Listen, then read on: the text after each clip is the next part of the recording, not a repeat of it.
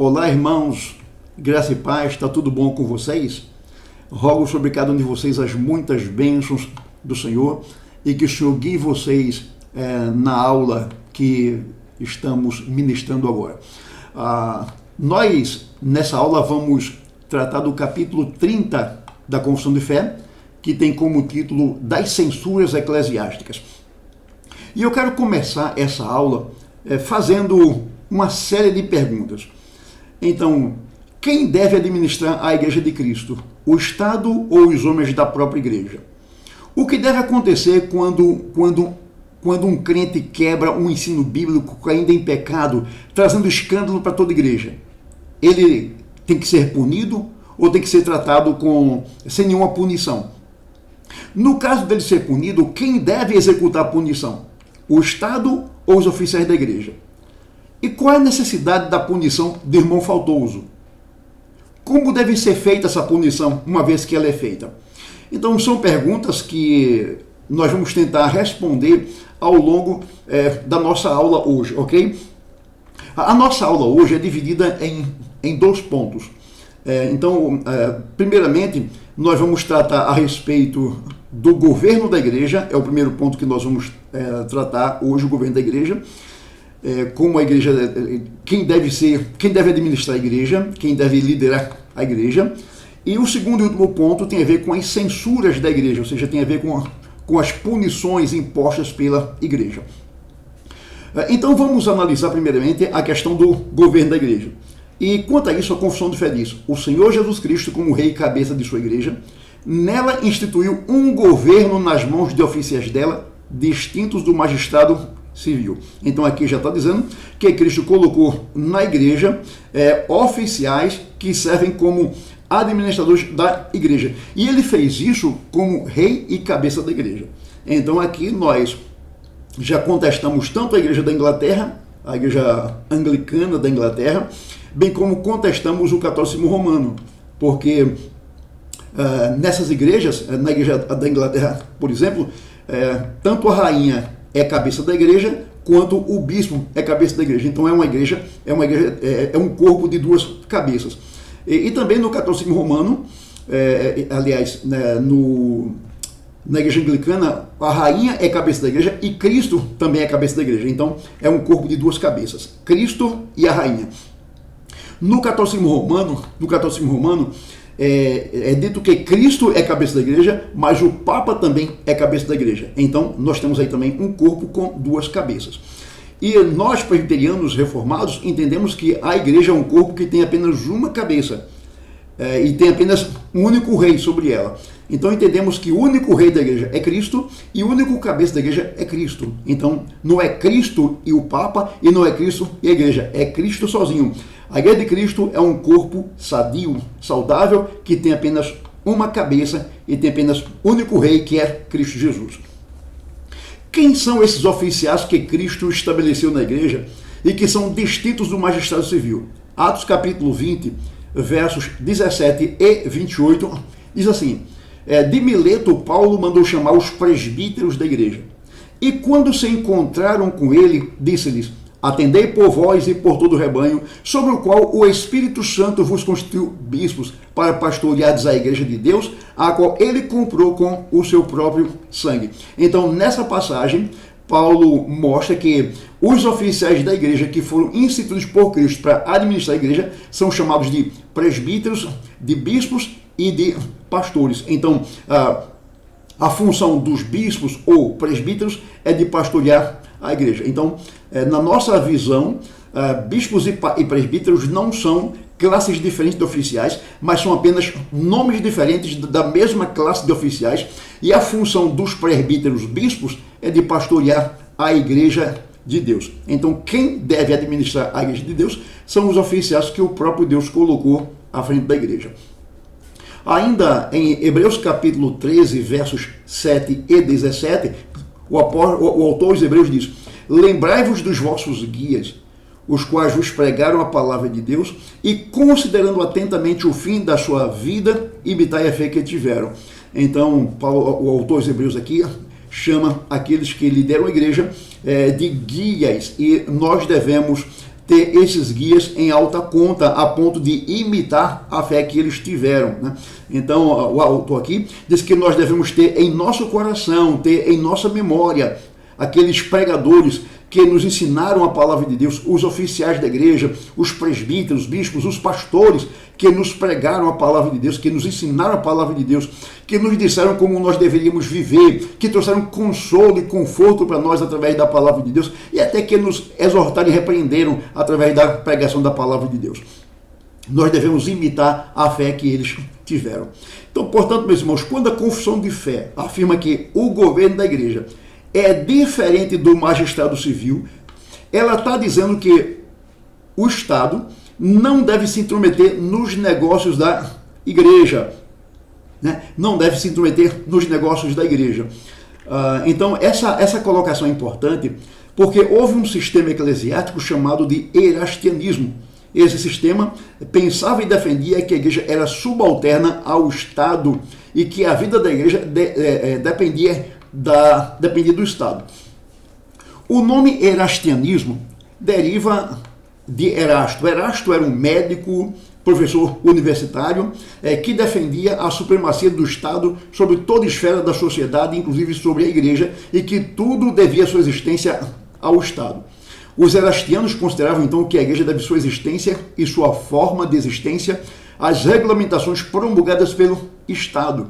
Os oficiais da igreja, os presbíteros, bispos, os pastores, eles estavam na igreja apenas como pregadores da palavra, mas eles não tinham nenhum direito ou poder de governar a igreja, exceto o poder que eles derivavam do magistrado civil.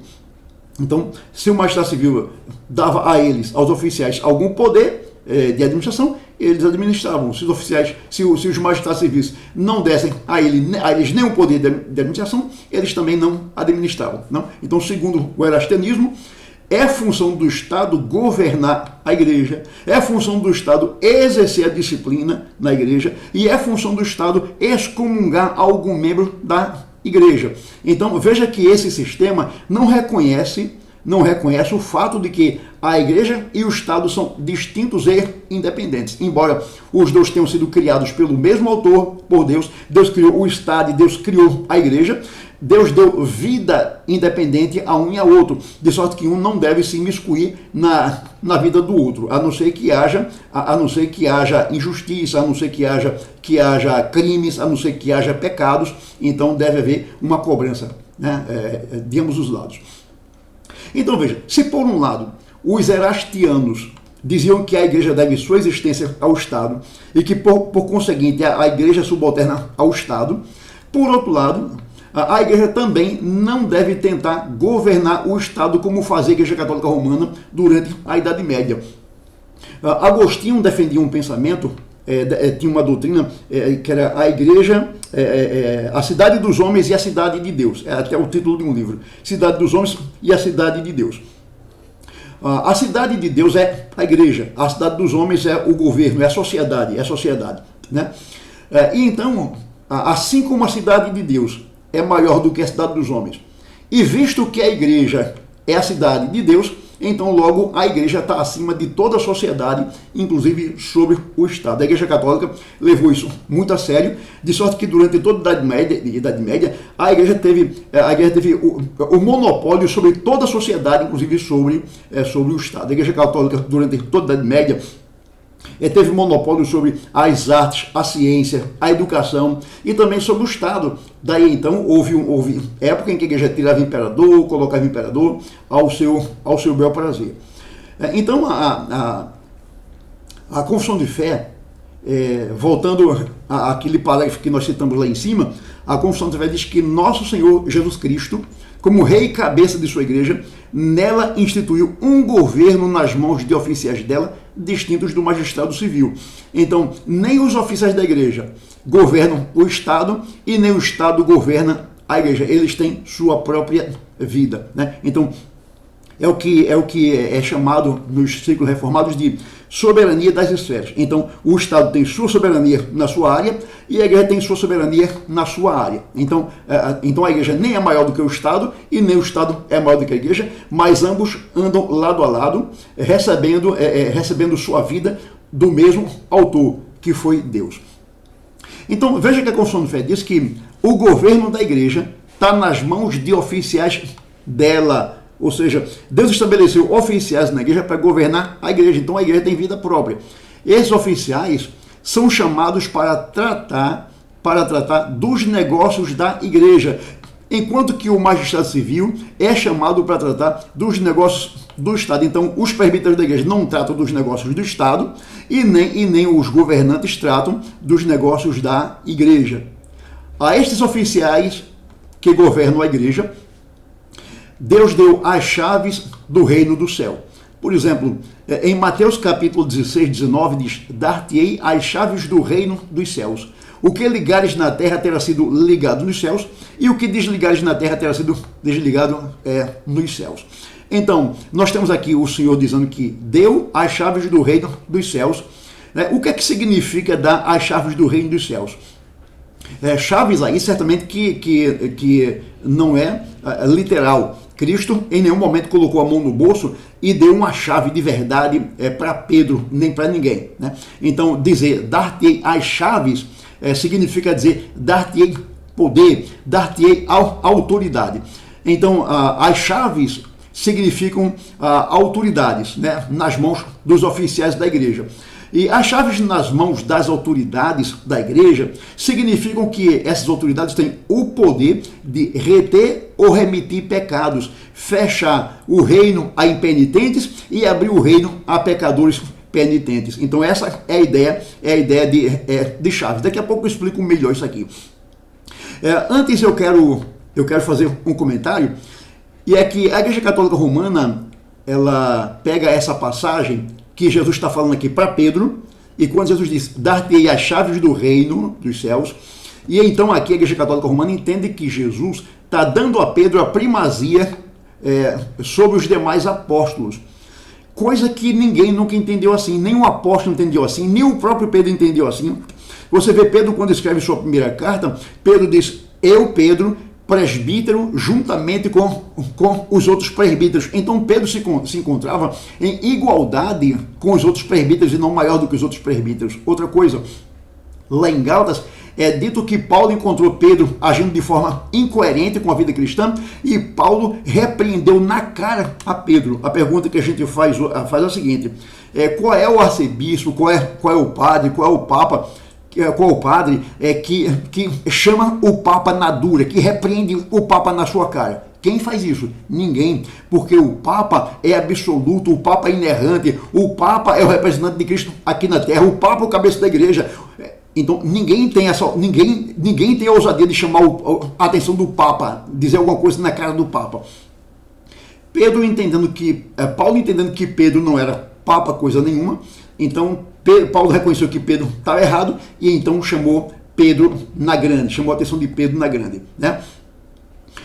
Então, aí veja bem, a Igreja Católica Romana toma essa passagem de que Jesus está dando autoridade a Pedro, dizendo assim, o que ligares na terra terá sido ligado nos céus, e o que desligares na terra terá sido desligado nos céus. Observe aqui que o verbo ligar está na segunda pessoa do singular. O que tu ligares e o que tu desligares está na segunda pessoa do singular.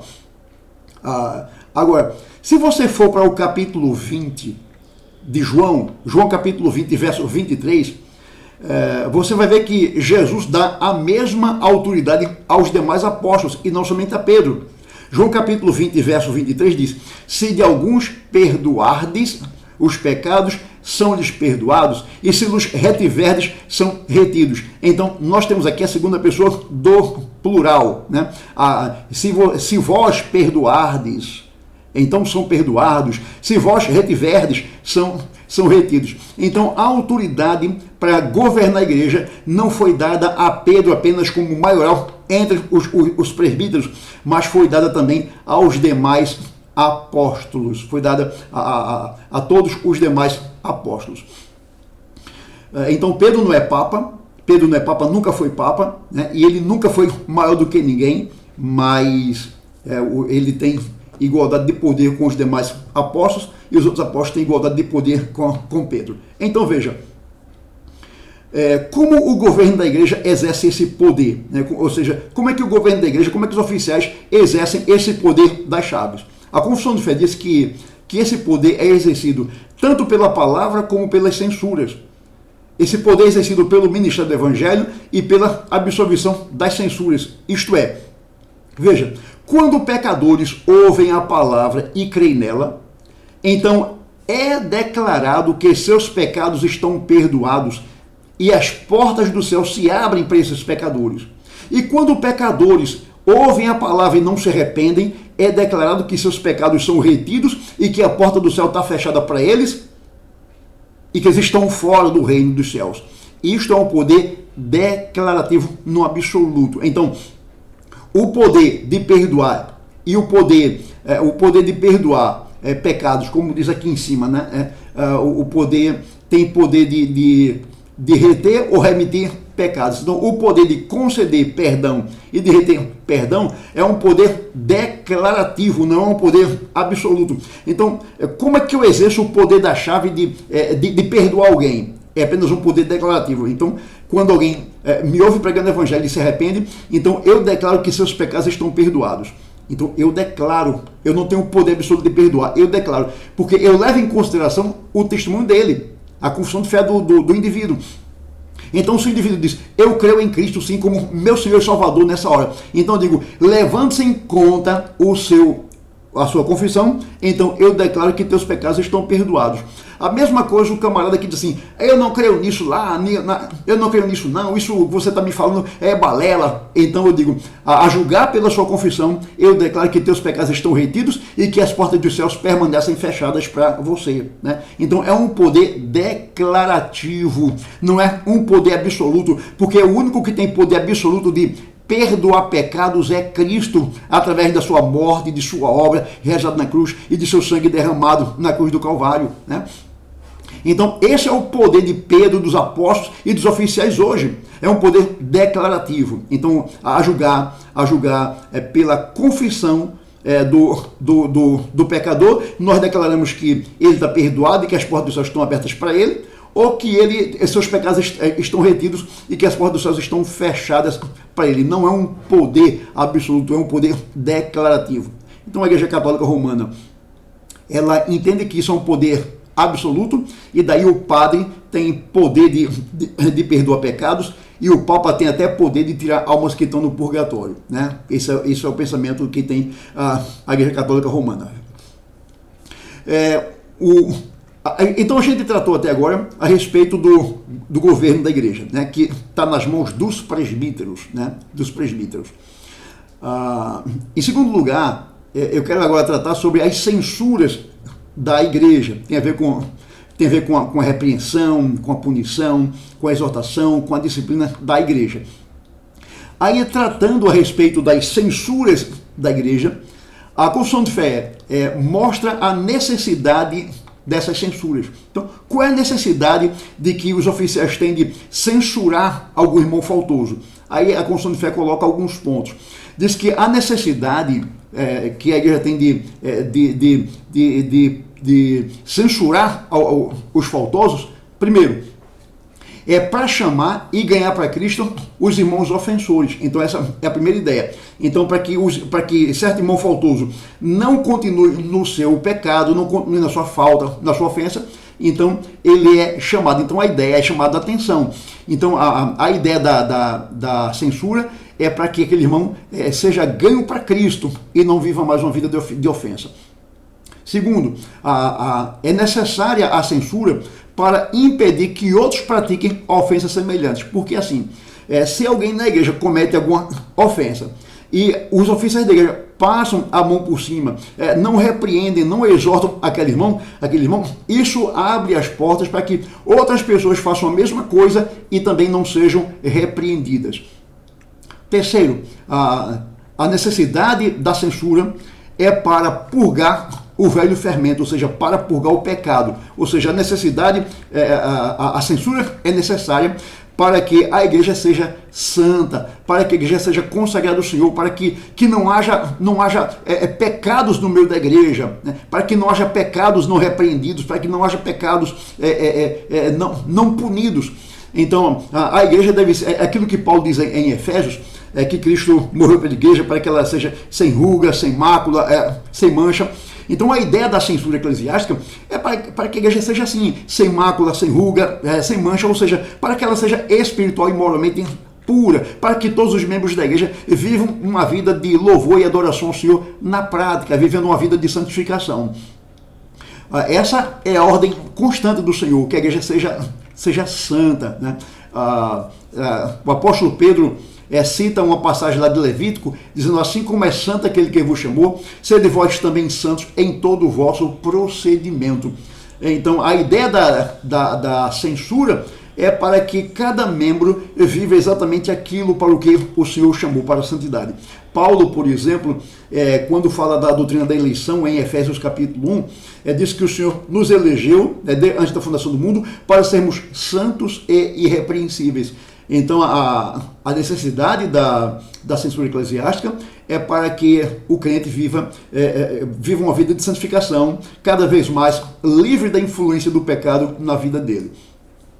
Em quarto lugar, a necessidade da censura é para vindicar a honra de Cristo e a santa profissão do Evangelho, né? Então, ou seja, quando um crente vive uma vida escandalosa, uma vida mundana, quem sofre com isso tanto é Cristo quanto o seu Evangelho, bem como a igreja, né? Então, o nome de Cristo, segundo Romanos, segundo Paulo escreveu aos Romanos, o nome de Cristo é blasfemado entre os gentios por causa do mau testemunho de muitos irmãos. E então, a necessidade da censura é para que o nome de Cristo, na verdade, ao invés de ser blasfemado, o nome de Cristo, ao invés de ser desonrado, o nome de Cristo seja, de fato, honrado e o Evangelho, e o Evangelho também seja santificado. Então, pensamos na honra de Cristo e pensamos na santificação do Evangelho. Então, por isso que nós não devemos, que os oficiais da igreja não devem permitir que os crentes vivam suas vidas como eles querem viver, de forma pecaminosa, mas que eles devem ser chamados e repreendidos e exortados para que eles vivam uma vida para a glória de Cristo e vivam uma vida que demonstre a santidade do Evangelho.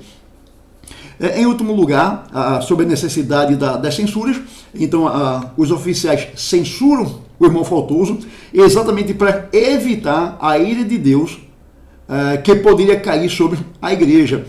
Ou seja, quando há falta na igreja, e essa falta é conhecida de todos, e os oficiais da igreja não repreendem, não admoestam e não punem o irmão faltoso, o que pode acontecer? A ira de Deus pode ser derramada sobre a igreja pode sofrer por conta da falta de um irmão.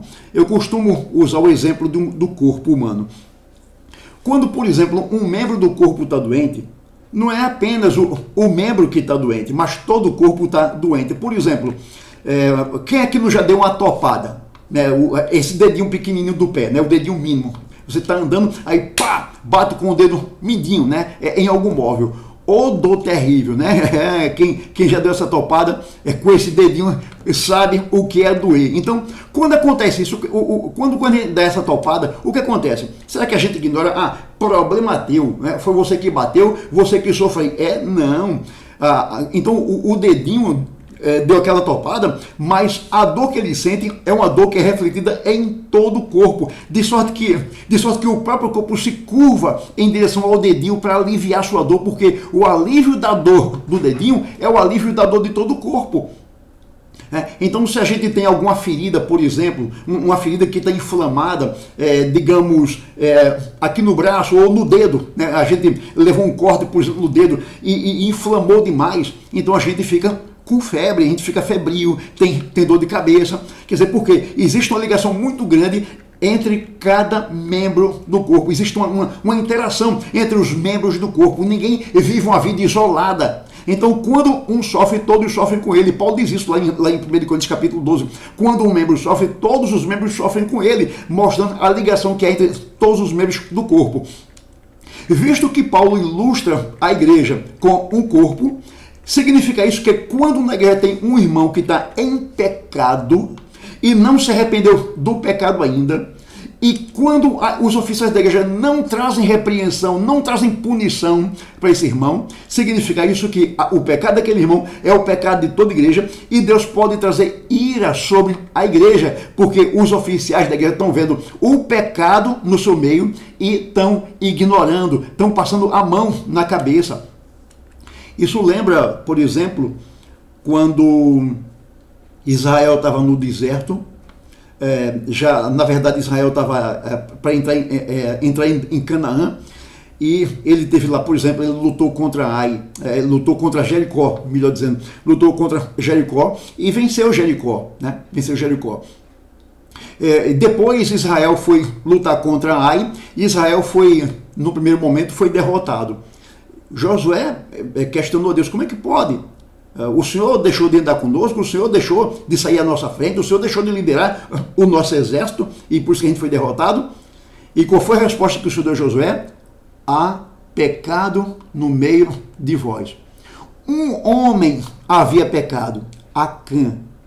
Acã pecou, ele quando Israel venceu a Jericó, ele pegou uma capa babilônica, por exemplo, e escondeu aquela capa, né? Coisa que Deus tinha proibido que fosse feito.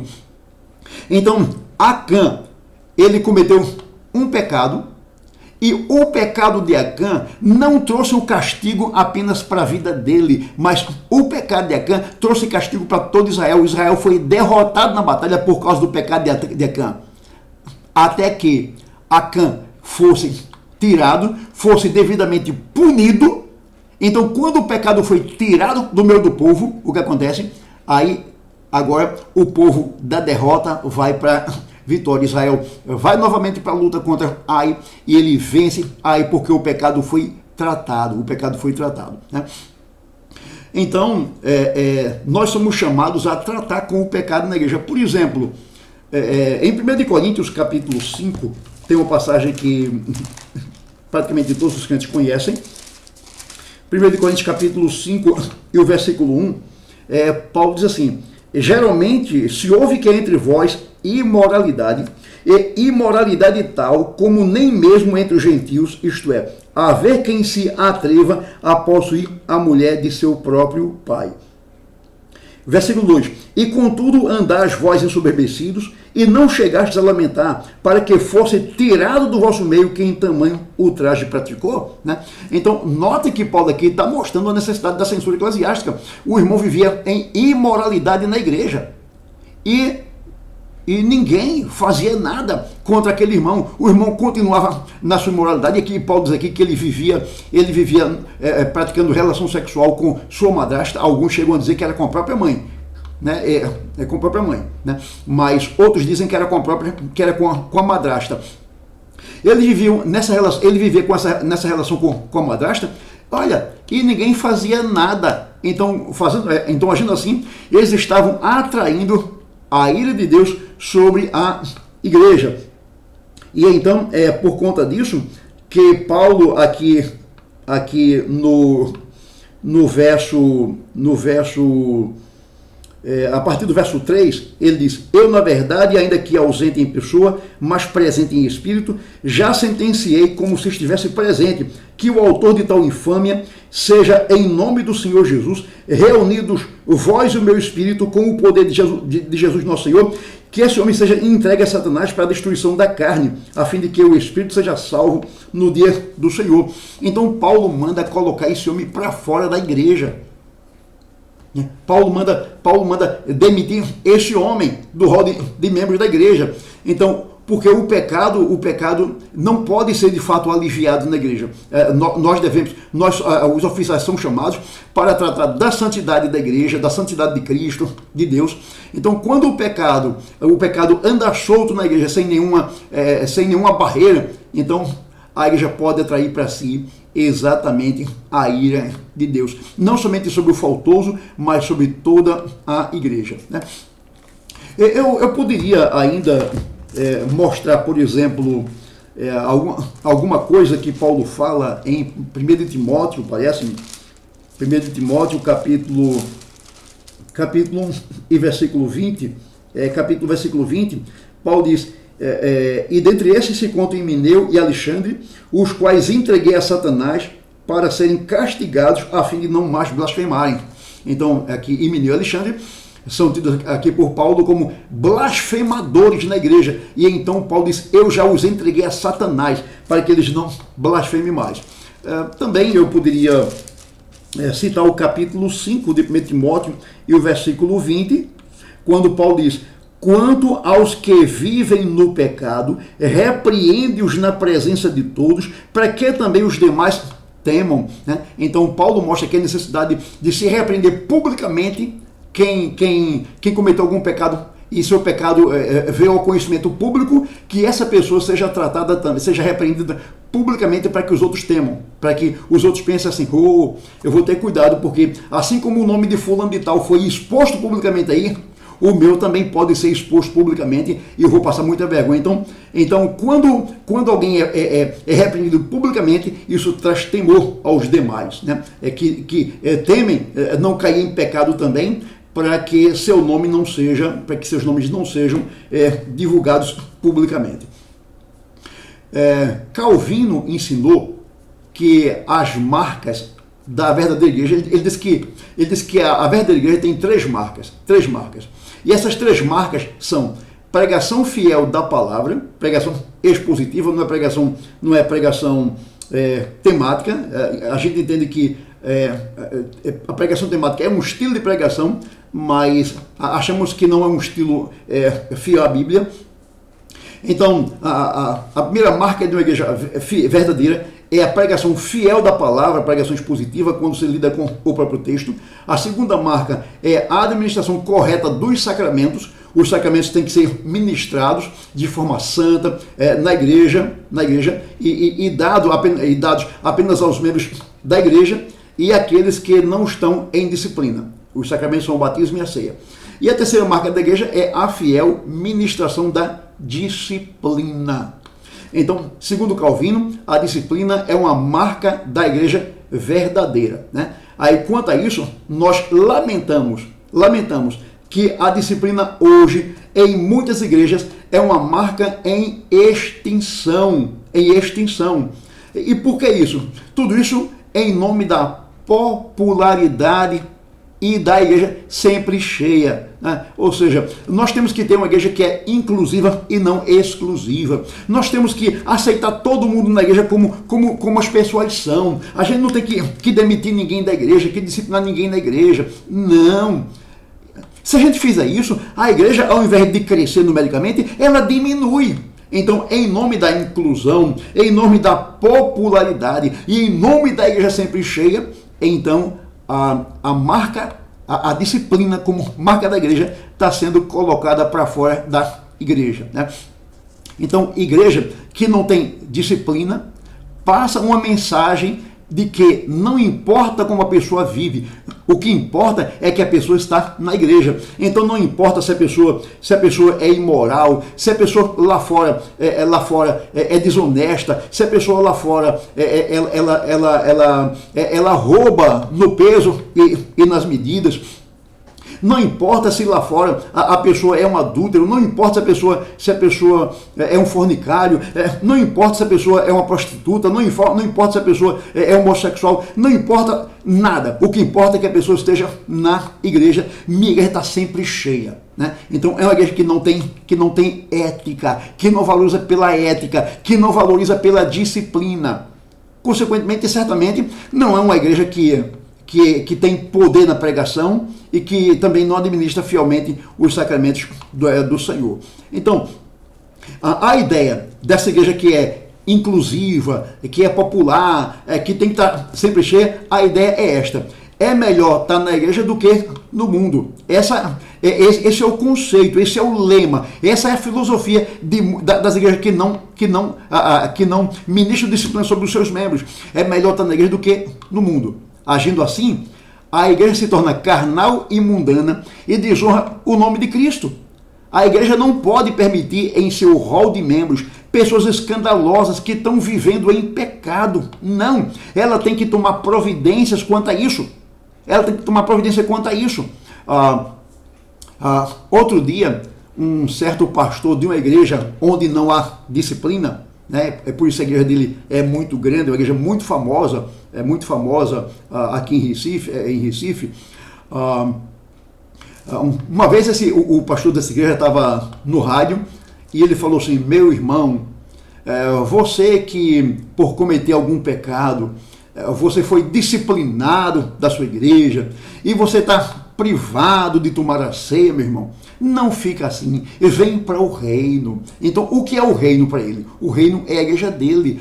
Ou seja, aqui na nossa igreja não tem essa coisa de disciplina. Aqui o problema é você e Deus, é sua consciência com Deus.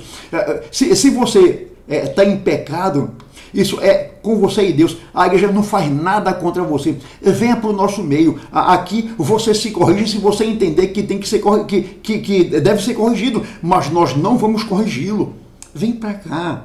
Então, é uma igreja que não preza pela santidade do Evangelho, nem preza pela santidade de Cristo e pode atrair para si a ira de Deus. Então, é uma igreja que diz que é melhor estar na igreja do que no mundo. Então, certamente que nós devemos abraçar todo mundo que vem à igreja, porém temos que ensinar que você lá no mundo tinha uma vida e na igreja você tem que ter outra vida, ou seja, você tem que passar por uma transformação, tem que ser santificado, né? Agora, uma vez que a igreja, que os oficiais da igreja devem disciplinar os membros faltosos, a pergunta que a gente faz é: como deve acontecer a disciplina? Os oficiais devem proceder a disciplina assim. Primeiro, eles repreendem, eles fazem uma repreensão ao irmão, né? O irmão é repreendido por ser acusado de algum pecado. Se o irmão não se arrepende, aí vem o segundo passo, que é ser suspenso do sacramento da ceia do Senhor. E se mesmo depois de suspenso ele permanece no seu pecado, ele é excluído da igreja, né? Excluído da igreja. Então, tudo começa assim, dependendo da falta dele, primeiramente ele é repreendido. Essa repreensão pode ser feita por escrito ou verbalmente. Se ele permanece no pecado, então ele é privado de tomar a ceia. E se mesmo privado de tomar a ceia, ele continua no seu pecado, ele é excluído da igreja, é excomungado da igreja. Então, certamente nós temos bases bíblicas para isso, né? Por exemplo, essa questão da disciplina. Por exemplo, em Mateus capítulo 18, Jesus mostra os passos da disciplina, né? Então, tem dois irmãos que estão em litígio. Então, Jesus diz: se teu irmão tem alguma coisa contra ti, vai a ele. Então, o primeiro passo é ir ao irmão. Se o irmão te ouvir, então está tudo resolvido. Se o irmão não te ouvir, não quiser se arrepender do seu pecado, aí você vai de novo levando uma ou duas testemunhas. Se o irmão faltoso ouvir as testemunhas, o caso está resolvido. Mas, se o irmão faltoso não ouvir ainda, mesmo diante das testemunhas, então o caso é levado para os oficiais da igreja, e lá os oficiais da igreja deverão repreender esse irmão, discipliná-lo, afastando da comunhão da ceia do Senhor. E veja que no texto que a gente leu anteriormente, em 1 Coríntios capítulo 5, o irmão que permanece no pecado, ele não pode continuar como membro da igreja, ele tem que ser, então, ele é disciplinado tempo determinado, por exemplo, mas ele não demonstra arrependimento, mas ele continua na sua prática pecaminosa, então ele é excluído da membresia da igreja, pois ele não quer levar a igreja a sério, e não quer levar o evangelho a sério, e não quer levar a vida cristã a sério, né? E Paulo, escrevendo em 2 de Tessalonicenses, no capítulo 3, versos 14 e 15, Paulo diz que e vós, irmãos, não versos 14 e 15, caso alguém não preste obediência à nossa palavra dada por esta epístola, notai-o, nem vos associeis com ele para que fique envergonhado. Todavia, não o considereis por inimigos, mas adverti-o como irmão. Então, mesmo sendo irmão, deve ser punido para que ele tenha vergonha e se arrependa do seu pecado e seja um exemplo para os demais irmãos, para que também não venham cair em pecado. Então, como podemos ver, a Escritura Sagrada contém uma doutrina das censuras eclesiásticas. Por isso, devemos aplicar essas censuras aos irmãos faltosos.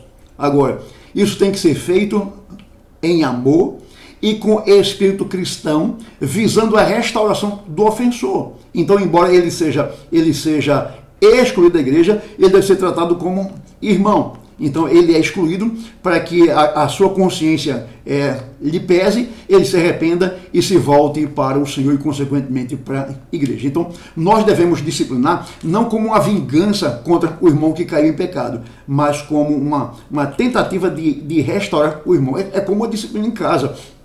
Quando um filho se rebela em casa e os pais disciplinam o filho, os pais não estão se vingando dos filhos, né? Mas eles estão disciplinando para que o filho reconheça seu erro, se arrependa e volte a ter uma vida sadia, uma vida correta. A nossa conclusão é a seguinte: quanto à questão de governo da igreja, há três formas principais: congregacionalismo, episcopalismo e presbiterianismo. No sistema congregacional, o governo da igreja está com o povo em geral. É uma forma de governo popular.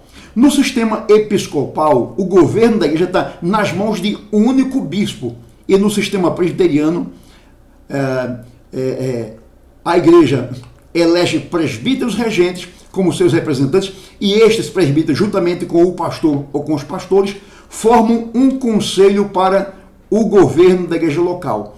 Então, este é um governo, é um sistema regido por presbíteros eleitos em Assembleia Geral. Então, no sistema presbiteriano, que nós entendemos que é o sistema que mais se aproxima da Bíblia, a igreja se reúne em Assembleia e elege presbíteros, e esses presbíteros participam do governo da igreja e, consequentemente, são esses presbíteros que aplicam a disciplina ao irmão que é pego em alguma falta, em alguma ofensa. Bom, irmãos, essa foi a nossa aula de hoje. Espero ter esclarecido muita coisa para você e espero que você tenha aprendido também muita coisa que nós ensinamos, ok? Então, Deus abençoe vocês e até a nossa próxima aula.